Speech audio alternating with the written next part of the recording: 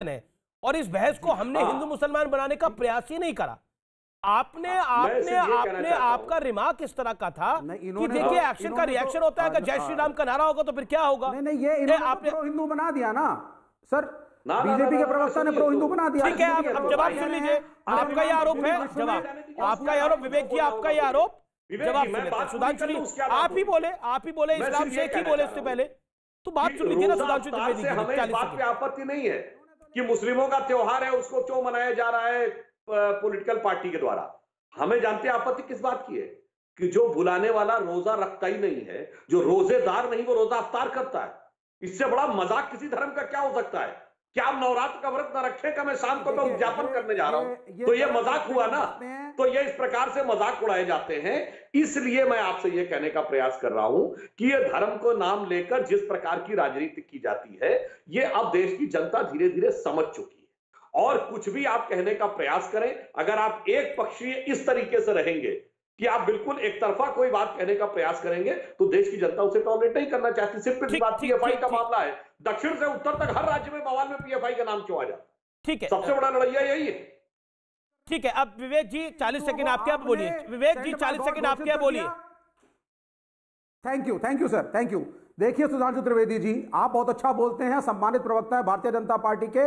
आपको शोभा नहीं देता कि नेशनल टीवी पे आकर के आप एक पर्टिकुलर कम्युनिटी को टारगेट करके बोले कि सारे पूरे विश्व में जहां ये धर्म है और हमारे देश में भी जहां पर भी है ये तो सारे एक्सट्रीमिस्ट और टेररिस्ट हो गए। ये गलत है। मैं प्रधानमंत्री को ही कोट करता हूं क्योंकि प्रधानमंत्री पूरे देश के हैं। अगर आप सबका साथ सबका विकास की बात करते हैं तो उसमें माइनॉरिटीज और मुसलमानों को आपको इंक्लूड करना पड़ेगा। ये नैरेटिव बना लेने से कि Islam is responsible for all terrorist problems in the country, ये आप स्वयं मोदी जी का निरादर कर रहे हैं, मैं नहीं कर रहा हूं। अगर आप इंक्लूसिवनेस की बात नहीं करेंगे हमारा देश आगे नहीं बढ़ेगा। हिंदू राष्ट्र का कंसेप्ट यहां नहीं चल सकता। यह बहुत ही कॉम्प्लिकेटेड देश है, अनेक प्रकार की जातियां हैं यहां पे।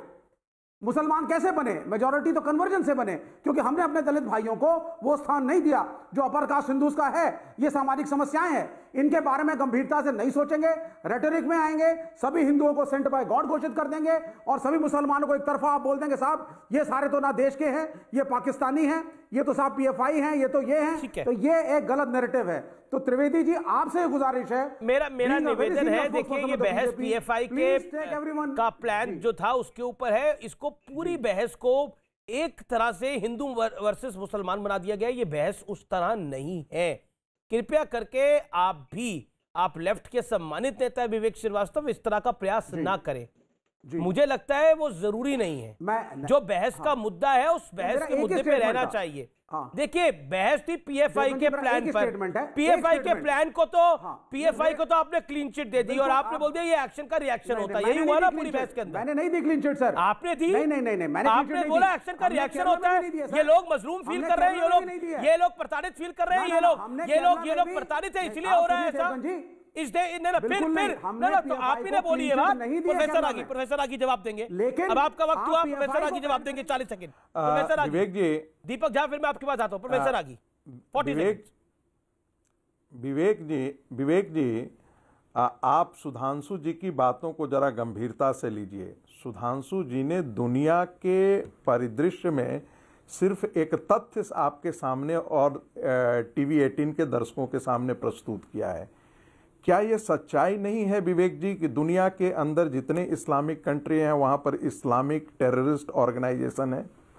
क्या ये सच्चाई नहीं है कि जितने भी दुनिया के अंदर जो है वो एथनिक कॉन्फ्लिक्ट्स है उसका 87% के अंदर जो है वो एक भागीदारी जो है वो मुस्लिम धर्मावलंबी हैं?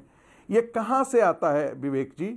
आपके बारे में अभी चीन के बारे में जिक्र किया जाता था। वामपंथी लोग चीन के अंदर पर्सनल लिबर्टी नाम की कोई चीज नहीं है, कोई भी चीज नहीं है। चीन का मॉडल इस्लाम को टैकल करने का अपने आप में अनूठा है।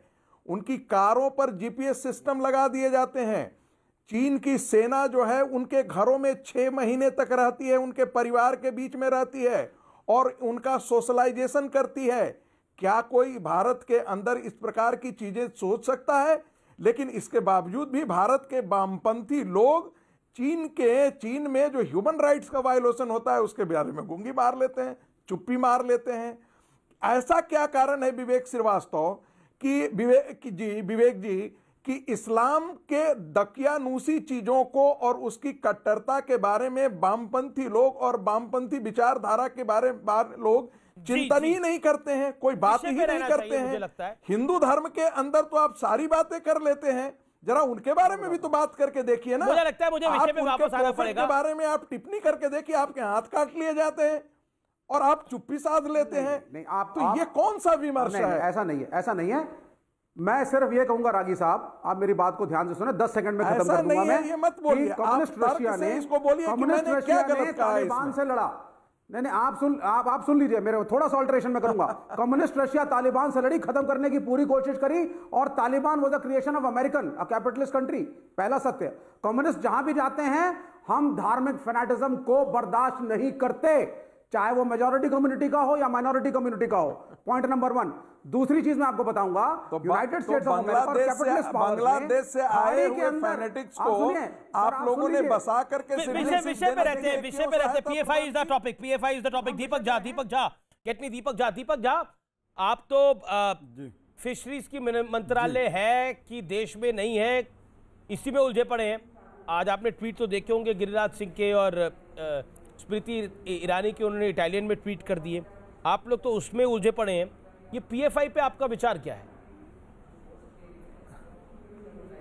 देखिए अमीश देवगन जी, बहुत बहुत धन्यवाद कि आपने मुझे बोलने का मौका दिया। मैं यहाँ पे सारे सज्जनों को सुन रहा था किस तरह से बातें कर रहे हैं। सुधांशु त्रिवेदी जी भी दुनिया भर का इतिहास बताते हैं। मैं आज आपको एक चीज बताता हूँ। ये भाजपा और आरएसएस के जो लोग हैं, ये मैकार्थीवादी लोग हैं। मैकार्थीवादी क्या था वो मैं आपको बताता हूँ कि राष्ट्रवाद के नाम पे भय पैदा करो और लोगों को डराओ। आज भाजपा सरकार वही कर रही है कि देश में क्या कर रहा है, आप विपक्ष का दमन कर रहे हैं, राष्ट्रवाद के नाम पे भय पैदा कर रहे हैं। तो क्या असली राष्ट्रवाद यही है? बिल्कुल नहीं है।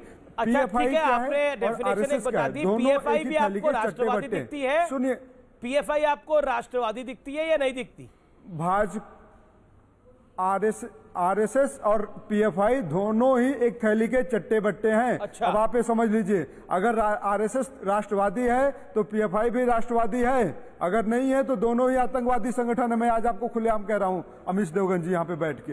और रही बात जाति धर्म की, तो जब मुझे समझ में आता है ये डिबेट के पैनलिस्ट, जो डिबेट के तमाम पैनलिस्ट होते हैं, मैं खुलेआम कह रहा हूँ सबके सामने, धमकी भरी बात तो है नहीं, ये तो सब बात है। आप जब चैनल पे बोल रहे हैं तो खुलेआम ही बोल रहे हैं, ये कोई चोरी छुपे तो बोल नहीं रहे।